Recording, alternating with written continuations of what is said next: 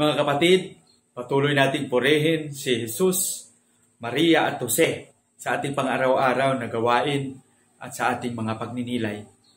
Ngayon ay araw ng Sabado, Abril 23, 2022. Ang ating pagninilay sa araw na ito ay ibabahagi sa atin ni San Marcos, Kapitulo 16, versikulo 9 hanggang 15. Umagang-umaga ng araw ng linggo, matapos na muling mabuhay si Jesus, siya ay unang nagpakita kay Maria Magdalena. 7 demonyo ang pinalayas ni Jesus sa babaeng ito. Pumunta siya sa mga alagad ni Jesus na nooy naghahapis at umiiyak at ibinalita ang kanyang nakita. Ngunit hindi sila naniwala sa sinabi ni Maria na buhay si Jesus at nagpakita sa kanya. Siya ay nagpakita rin sa 2 alagad na naglalakad patungo sa bukid, ngunit iba ang kanyang kaanyuan. Bumalik sa Jerusalem ang 2 at ibinalita sa kanilang kasamahan ang nangyayari, ngunit sila may hindi pinaniniwalaan. Pagkatapos, nagpakita siya sa 11 samantalang kumakain ng mga ito. Pinagwikaan niya sila dahil sa hindi nila pananalig sa kanya.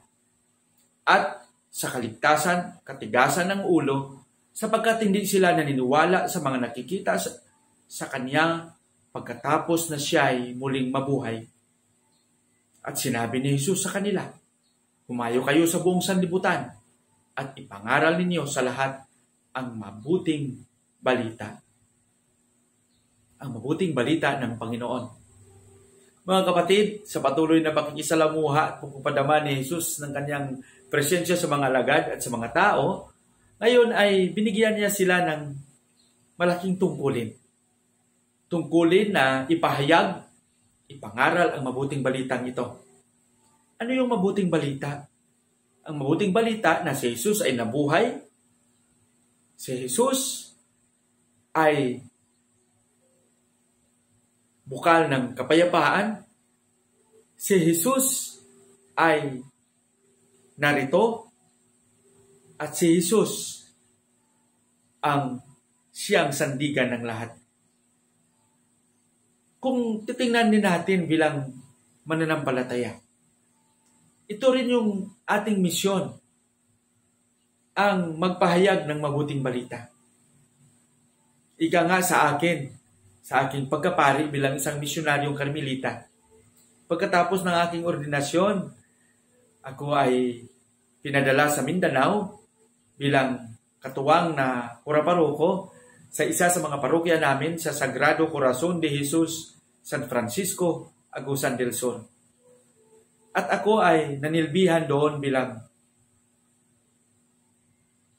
praile, bilang kasama sa komunidad ng mga Karmelita bilang pare sa malawak na nasasakupan ng parokya noong 2008 hanggang 2011. At pagkatapos ng aking termino, ako ay inilipat sa isang maliit ngunit masigasig na komunidad, coastal area, barangay, na sakop ng aming parokya ng Mount Carmel Parish sa Balintawak, Escalante City, Negros Occidental. Ako ay naging priest in charge ng Holy Cross Mission Station, 16 na kilometro mula sa bayan ng Escalante. At doon, nagsikap din akong may padama at ipangaral, ipahayag ang mabuting balita. Sa dahilan na tumubo ang komunidad, lumago, at ang maliit na kapilyang ito ay napalaki. Na hindi lang inayos yung istruktura, kundi inayos din ang mga kawan ng mumunting Kristiyanong kapitbahayan ng lugar na ito. Eventually, sa loob ng 3 taon mula 2011 hanggang 2013, ay napagnilaya na makalikom ng pundo sa pamamagitan ng mga paghingi ng tulong sa mga mayroong mabubuting puso sa nasasakupan ng mission station ito at sa mga iilan na sikrito at patagong tumutulong. nakapagbili ng lupa, kaliwat kanan, nakapagpatayo ng malaking istruktura, and eventually, noong 2015 ay naging parokya. Doon ako tumagal sa aking assignment from 2011 to 2021 bago ako lumipat ng January 2021 dito sa bagong assignment ko sa Sagrada Familia.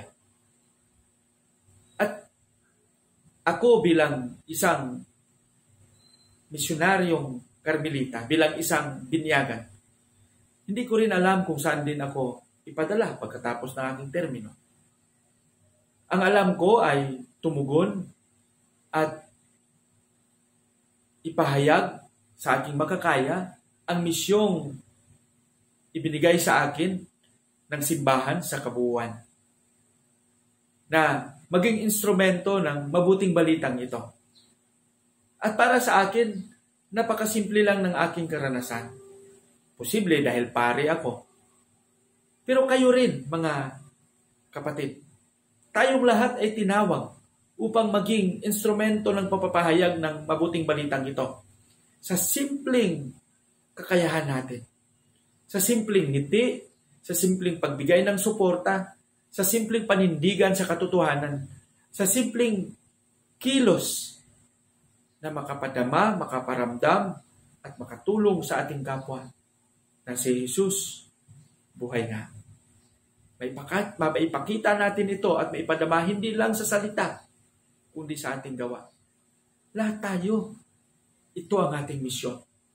Sabi ni Jesus, sumayo kayo sa buong sanlibutan at ipangaral ninyo sa lahat ang mabuting balita na si Jesus ay buhay.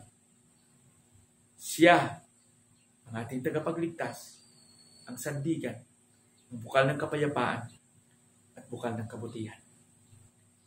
Sama-sama tayong maipahayag ito sa ating simpleng kakayahan, sa ating panalangin. Jesus, maraming salamat sa iyong tiwala.